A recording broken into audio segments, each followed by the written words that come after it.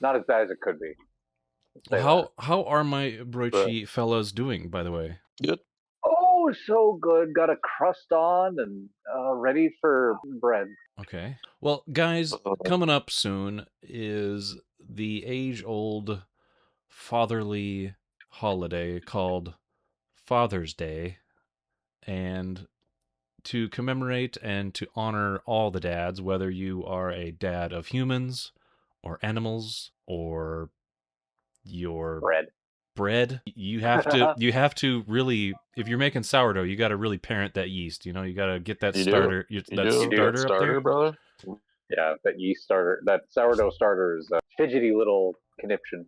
So to honor that, and we've been fiddling with this for a while, this thing we're going to be reviewing and watching is a Goofy movie, because that is the father movie, like the most father movie that Disney's put out with its IP. Like it's the Goof and the Max. It's right after summer, or it's right during like summer, right after school. School's ended and Max wants to go party with his friends, but no, he's gonna go on a road trip with his pop. Papa says no. Papa says we're going to Lake Destiny, and it's our destiny tonight. Max is like, I want to go to that Powerline, Papa. Well, so do I. All of us want to go to Powerline. So do I. Yeah, we all want to go to Powerline. There's obvious Fargonauts lore here in the fact that this is one of my favorite movies of all time. Oh yeah. Yep. Absolutely. I have many shirts. I just fucking not too long ago pre-ordered some, Mondo. Yeah. Yep. Oh yeah. Posters and such, and they are doing a Goofy movie figure set. Yeah. Is that the same one you posted? That's the same one you posted a while back? Yes, that one. Yeah, that one. They look so good. I pre-ordered that now. Yeah. Well, I know, because I commented on like they have the Lester's possum hat. Yep, exactly.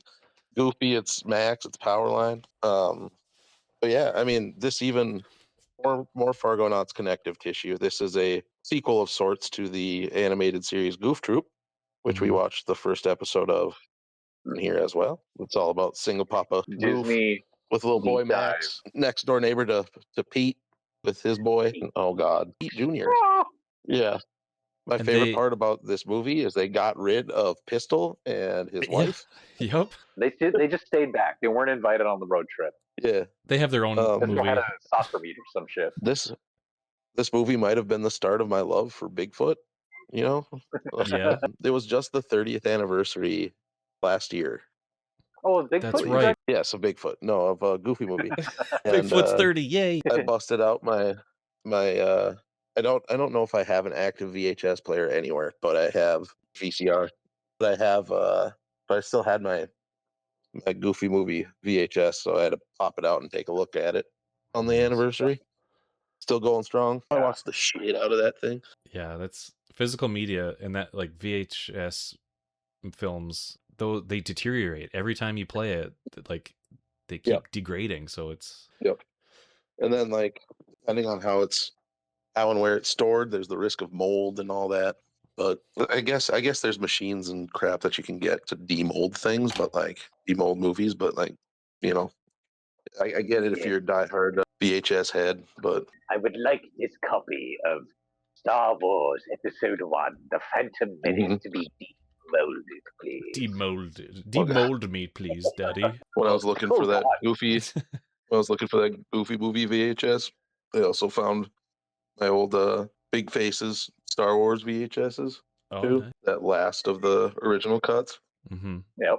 Well, with all that said, and the reminiscing abound, we're gonna jump into this classic because summer's here, Father's Day's just around the corner. Yeah, we're just ready to have some fun. Let's get into it. I'm excited. It's time to stand out. I watched this whole thing. It's time to stand out of the crowd. Even if I have to shout out. It's always my favorite.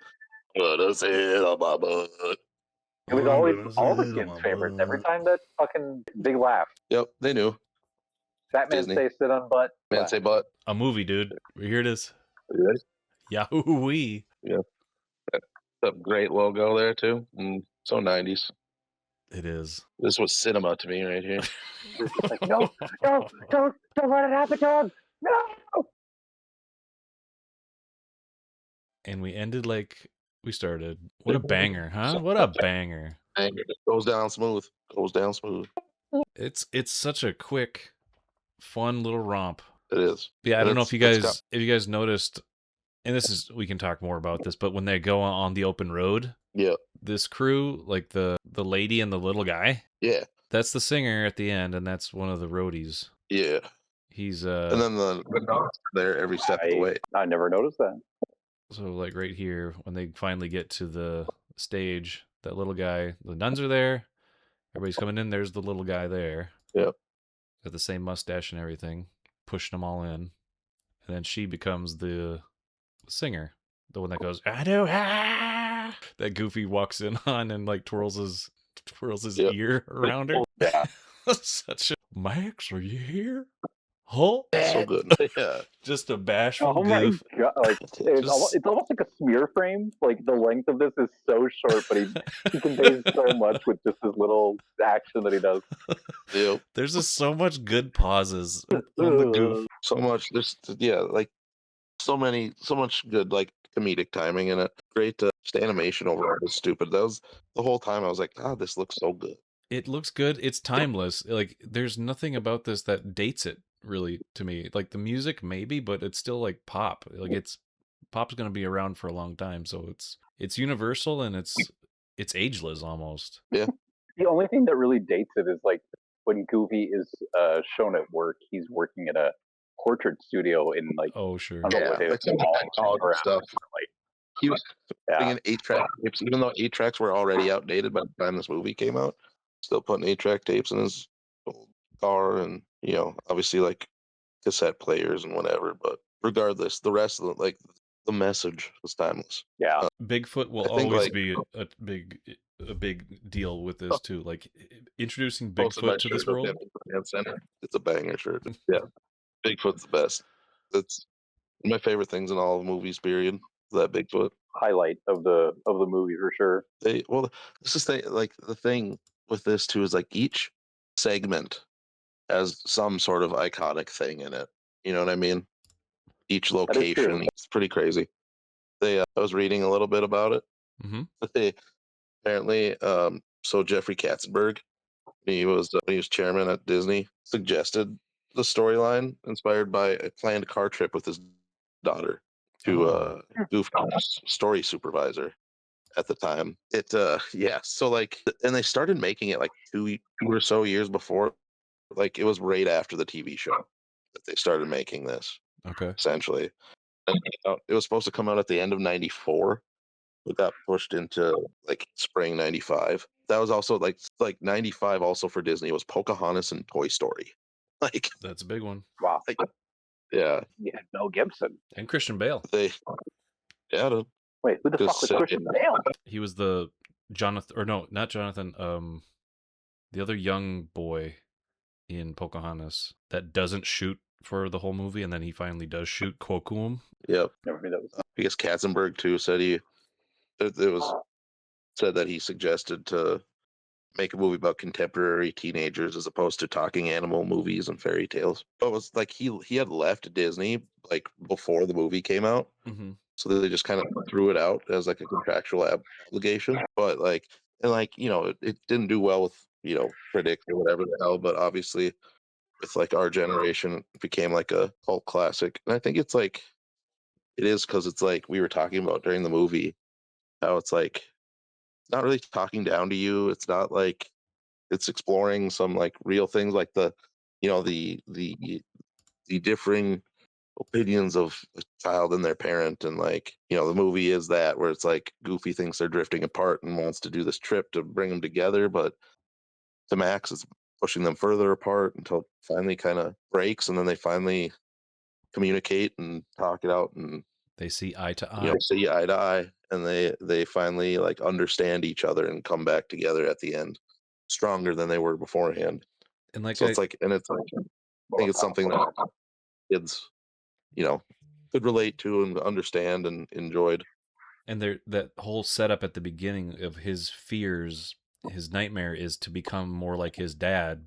But in the end, Roxanne likes that fact about him, is like he's becoming more like his dad. Like that laugh, she likes it. Like it's something about him that she admires and she attaches to. But he wants to just be cool and have attitude, and he just sees his dad as a nerd and just Yep. yeah. And realizes it's not that bad, you know. And same, it's both of them realizing that each of them aren't that bad or that far gone or whatever, and they can. It's just small little differences. And Goofy as a dad, I don't know if he's doing anything wrong. He might be trying too hard, or maybe being like a smothering a little bit, not really letting his kid talk about their issues to him, because he just sees it as like, my kid's in danger. He's just overreacting for this one instance, and he's like, well, I don't want you to end up in an electric chair, so we just got to go fishing together. We need to escape this. He always thought Max was such a good boy, and then this happens and it scares him, and he kind of whatever, and it's they just don't communicate with each other, right? And then they finally communicate.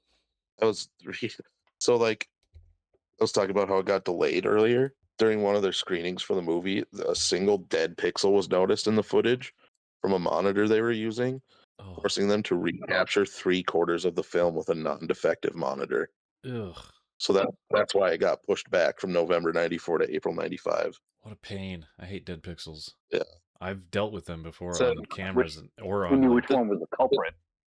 The director said, though this created extra work to reshoot the animation and verify it was clean of defects, it also, like the delay gave them time to like polish up the movie too. So yeah, that's kind of nice. And you can tell it's, at least this scene, we really admire this scene of all these colors and the sickly green of everything. But like, we've all been to like those motels or know of this kind of vibe, you know, like these themed motels that, like, this one is really interesting, but it kind of sets that eerie mood too, because it's in the desert. It's like a ship. It's in the shape of a ship. It's got coral dressers and shell beds and just water motifs everywhere. And then it's where the big revelation or realization happens with the meeting of the minds of Goof and Pete about their kids. My son respects start me. believing in Goofy movies, Miss Turner. Yeah, it's basically that. It's the Black Pearl. It's when Elizabeth Turner or whatever figures out that she's not in a ghost story, and it's not a Goofy movie. Also, this is a real movie. Didn't have the realization until we were watching this of how Lynchian the Lester's Possum Park is for like children. It's so odd and surreal and like. Yeah, those set pieces are really good. Like, the first thing they do on the open road is just go to Lester's Possum Park. And that's like the worst experience ever. He's like, good God, where am I? Like, why'd you bring me here to a rat show with all these freaky people? It's the his worst nightmare, right? It's already like, oh my God, this is terrible. I'm like, this is my nightmare. I finally get this day, I gotta go, whatever. Like, this is gonna be terrible. And the first thing you do is this. Yep. And like it sets everything up for failure. But then, you know, they eventually start doing things together. And when Bigfoot enters, that's when things change. That's when the pace picks up. Bigfoot, as always, is a uniting force. We start getting yeah, he's the cryptid. He's the cryptid that brings father and son together. The great uniter. Without that, the high dad soup doesn't happen. The reunion doesn't, start kicking off. Yep. Could you step back, Mr. Foot? You're out of focus. That's such a great joke. Like, obviously, when I was a kid, I never got that. But like when I was older, I watched it. I was like, oh shit, that's actually a clever. It's never in focus. But yeah, like this movie, obviously, like we were saying, was become kind of a cult classic now. You can still there's official merch all over the place. I was just looking at the site that I got my t-shirts from to just like show you guys in the command center. But like then I started looking at all the stuff. I was like, Jesus, they have so much. Like even from when I got those shirts, like they're so much. Like you can get like they have a Lester's Possum Park hat with with goofy ears attached to it. Ooh. They have like a fucking high dad soup coffee mug, like the that looks like the soup can. There's like a wooden like Lester's Possum Park sign. Like all sorts of cool, obviously a bunch of cool like shirts and stuff too. There's a like the fit you spread across your But the like shade thing you put in your car windshield, yeah, to but not get hot as shit. They have one of those, but it's like the inside of the car with Goofy in the driver's seat and Max in the passenger seat. that's great. Yeah, a bunch of fun stuff, figures, and like it's just saying that like it's still obviously striking the chords of nostalgia and stuff with people. Mhm. And then it got that direct to video sequel to an extremely goofy movie. Yep. That was fun Which too. it's still a bop. I love that one. That's good. With Bradley Uppercrust. Yep, when he goes to college and he gets in that like X Games type thing, and Goof's there too, living with him for reasons. He just can't let go of his son, and then Well- Goofy finds some hottie librarian. Hot teacher lady. Goofy, Dude, yeah, Goofy so many. himself is just so like inherently silly and slapstick. Yeah. You take that character and you put him in a situation where he's just going to be like, here's the problem, you and your son not on the same page. It's kind of like you said, like it's a good vehicle for these funny moments, but then also some serious stuff to be going on. Well, and you can physicalize like make physical the like his fumbles, right, that he's making, so it's not just like parenting fumbles or whatever, that he could visualize that with him, Mhm. with his slapstickness. Well, the audience almost has like a built-in understanding of Max's point of view at the beginning of the movie, of being like, well, this is why it would be exhausting to have Goofy as your parent, because even the simplest thing of like you and your parent go to the grocery store, your dad's gonna slip on a bunch of cans. He's going to knock over this big display. He's gonna have accidents with the conveyor. Like it's just gonna be comedic slapstick events, and you're just gonna be there like shaking your head like, God damn it, every single time. Yeah, he's the perfect person to slot into, like, again, make real like the kids like being embarrassed of their parent. You know what I mean? Like he's the perfect. See, he always means well, but he's just like it just comes off bad. It just doesn't work. Like, yeah, I think it's the universe. It's the universe against Goof, and he just tries to make do with that because, like, he can't help cars blowing up right next to him after he puts on a bumper. He thought he fixed a bumper, and then the car explodes. pulls up. He crashes through the roof of a porch. Son is talking to his girlfriend. They've never met before, and instead of like freak out or whatever, it's just he waves at her and smiles at her. Enchanté, dog goof. He makes the best of a bad situation when he can. Mm-hmm. Yep. His seeming invulnerability does help though, when he's being blown up and going through all these other situations. He just comes out the other end smiling about it.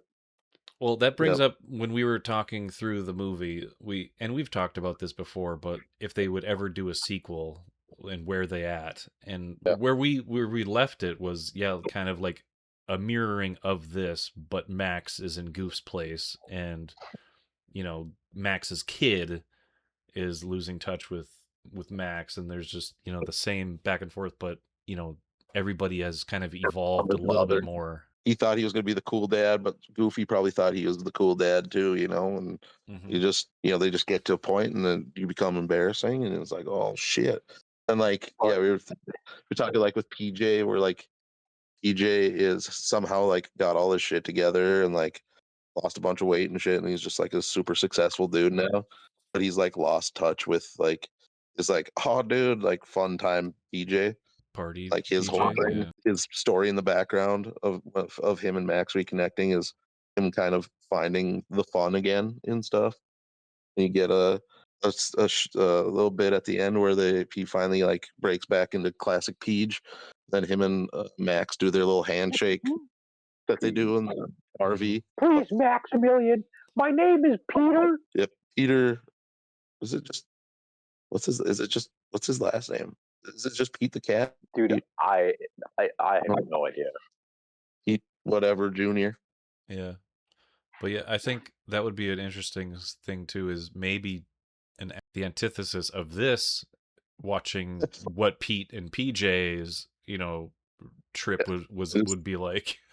I just thought of PJ having a daughter and naming her PJ the Third. Oh God. her name's like P3. Penelope or something like that, where he doesn't like it was before he got his shit together, so he like didn't understand the concept that the third has to be Pete as well. But it counts, doesn't it?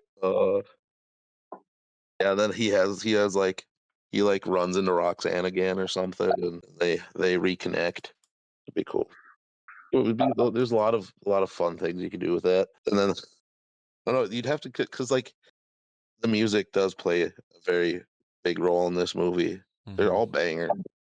So you'd have to that was something that an extremely Goofy movie was missing, was it didn't have the the banger tracks throughout it. They tried to do something, I remember, with Goofy, like disco dancing. So they had musical moments, but it did not compare whatsoever to this by a far shot. Definitely think you need to bring that aspect back into it for sure. Depends on how tortured the metaphor, tortured you want to make the metaphor, but you could have Max not understanding the music that his kid loves too.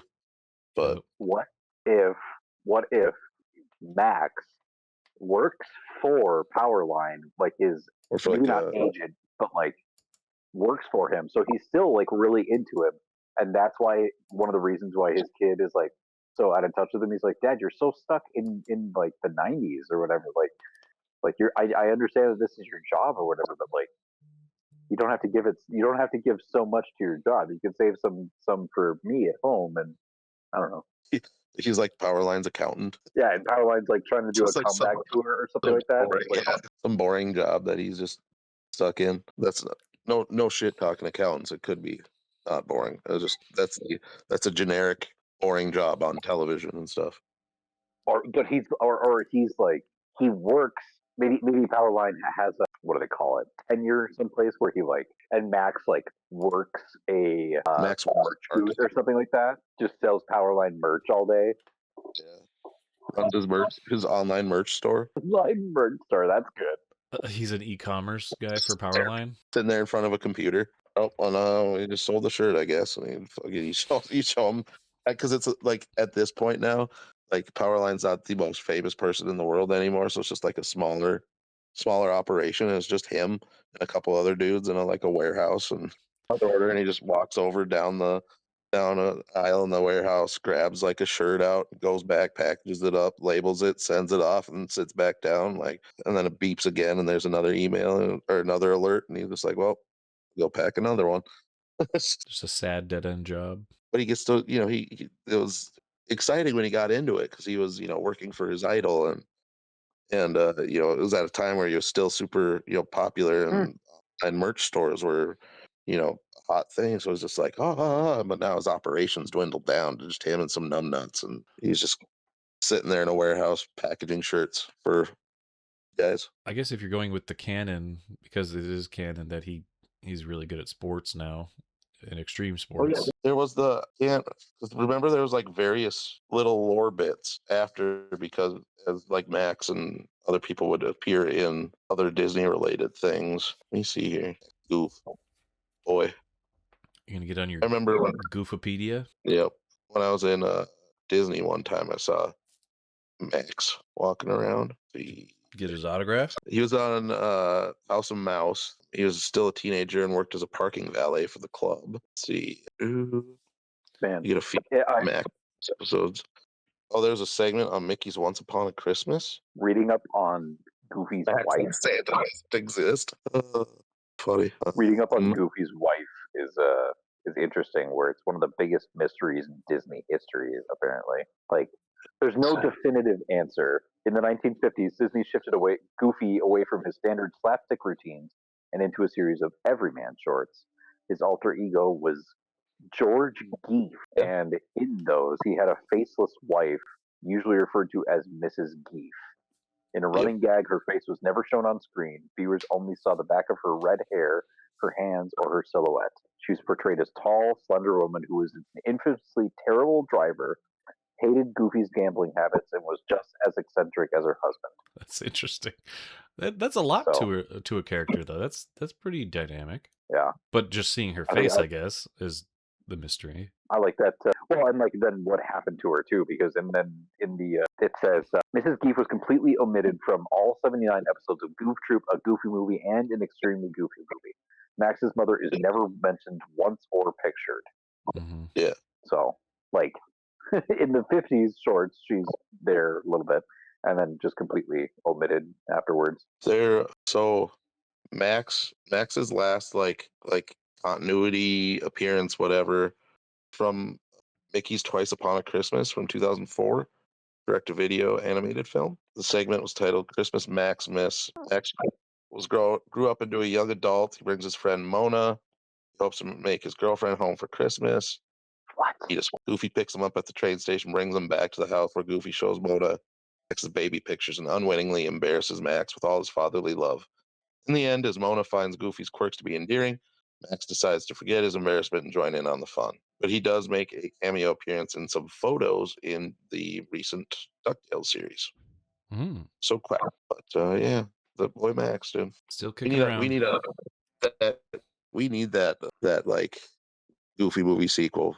We need to bring Max back. We do. He was a good character. Yeah, he is.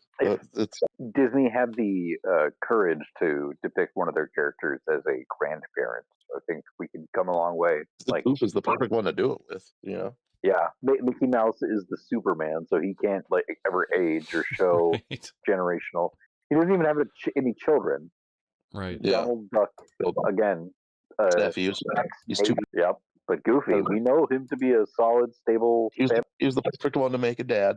He's the perfect one now to make a grandpa. He got big grandpa energy. And he literally doesn't have to be shown as like any older or anything. Like you don't have to age him at all. Just age his son.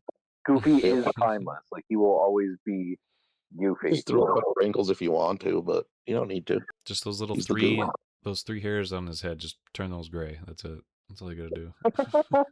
Yeah, make it super subtle. Yeah, just very subtle. Well, I'm glad we finally got to watch this. It's a long time coming. It's the perfect time, like I said, because of Father's Day coming up right around the corner by the time this releases. So watch that movie with your dad. It's a great dad movie. Dad Day. If you got your dad around, you guys are cool.